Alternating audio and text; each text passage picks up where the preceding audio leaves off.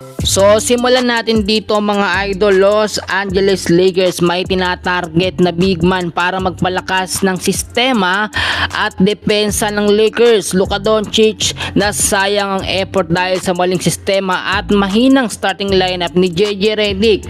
Bago natin simulan, please huwag niyo muna kakalimutan na mag-like and subscribe. Maraming salamat po. Sa huling naging laban ng Lakers kontra po sa kupunan ng LA Clippers, yung final score po nila 112 to 104. So ilang puntos lang ang kalamangan dito ng Clippers.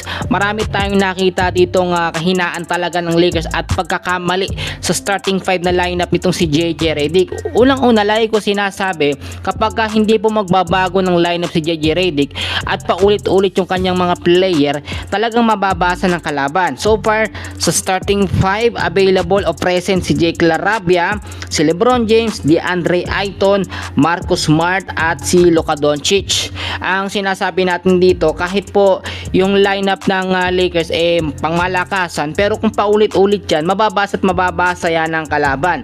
So ngayon, marami tayong nakuhang mga report na ang Lakers nga po ay may tinatarget na big man na mapasama sa lineup nila na talagang magpapalakas sa depensa ng Lakers. So, walang iba kundi si Jamarion Sharp. Ang sinasabi natin dito hindi pa ba sapat itong si DeAndre Ayton at si Jackson Hayes. So far ngayon kasi prone sa injury itong si DeAndre Ayton at si Jackson Hayes. Medyo nawala yung consistent na play niya, yung momentum niya. So kailangan pa talaga ng isang additional na big man.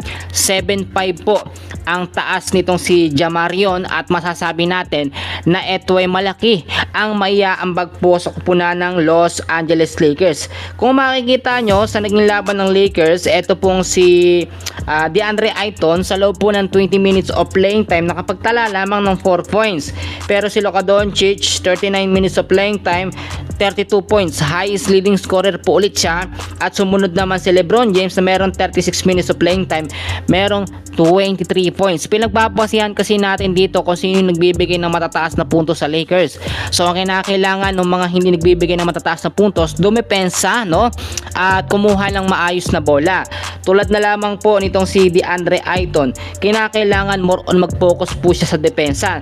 Nakalimang rebounds lamang siya sa loob po ng 20 minutes of playing time. Si Jackson Hayes nabigyan ng 17 minutes pero meron pong dalawang rebound lamang po. Mapapansin nyo naman, hindi ganun ka-consistent ang laro. Kaya nga po ang Lakers lagi pong looking forward na makakuha ng panibagong big man na magpapalakas po sa depensa ng Lakers. At kung sakasakali po talagang makuha ng Lakers, ito pong ating sinasabi na propose na gusto nilang makuha o target big man nila na si Jamarion Sharp ay talagang unstoppable at lalakas po lalo ang Lakers. So far, ito muna ang update natin sa ngayon. Maraming salamat.